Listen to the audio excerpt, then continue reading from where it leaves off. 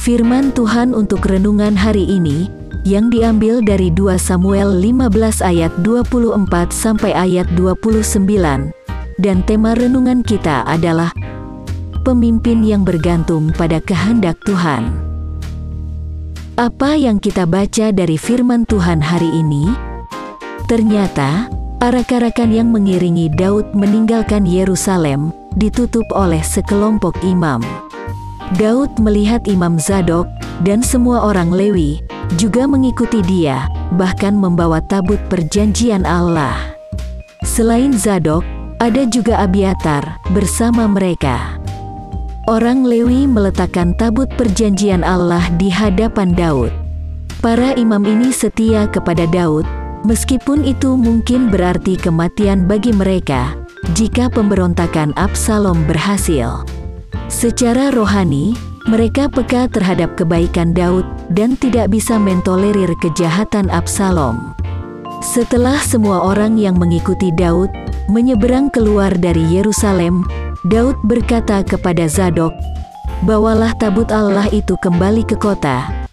Jika aku mendapat kasih karunia di mata Tuhan, maka Ia akan mengizinkan aku kembali, sehingga aku akan melihatnya lagi, juga tempat kediamannya. Tetapi jika Ia berfirman, begini, aku tidak berkenan kepadamu, maka aku bersedia, biarlah dilakukannya kepadaku, apa yang baik di matanya." Di sini, Daud menunjukkan kepercayaannya kepada Tuhan, bukan pada tabut perjanjian. Dia rela membiarkan tabut perjanjian kembali ke Yerusalem dan menyerahkan nasibnya sepenuhnya di tangan Tuhan. Karakter Daud yang rendah hati dan bersedia dikoreksi oleh Tuhan membuktikan bahwa dia tahu Tuhan akan memperlakukannya dengan benar. Daud tunduk kepada Tuhan dalam ketundukan yang aktif, bukan pasif. Kemudian Daud berkata kepada Imam Zadok, "Demikian, jadi, engkau dan Abiatar, pulanglah ke kota dengan selamat, beserta anakmu masing-masing, yakni Ahimaas anakmu dan Yonatan, anak Abiatar. Ketahuilah, aku akan menanti di dekat tempat-tempat penyeberangan ke padang gurun, sampai ada kabar dari kamu untuk memberitahu aku." Daud memerintahkan Imam Zadok dan Abiatar, dengan putra mereka masing-masing untuk kembali ke Yerusalem, dan mengembalikan tabut Allah ke tempatnya. Mereka tidak boleh meninggalkan tugasnya dalam hal menjalankan ibadah kepada Tuhan, karena ibadah itu untuk Tuhan dan bukan untuk manusia, siapapun raja yang berkuasa. Selain itu, Daud berharap Zadok dan Abiatar sebagai imam dapat melihat dan mengumpulkan informasi penting untuk disampaikan kepada Daud. Apa pesan Tuhan melalui firman-Nya bagi kita? Tuhan mengajarkan kita bahwa, seperti Daud, kita seharusnya tidak mendewakan semua simbol agama, dan fokus hanya pada belas kasihan dan keputusan Tuhan.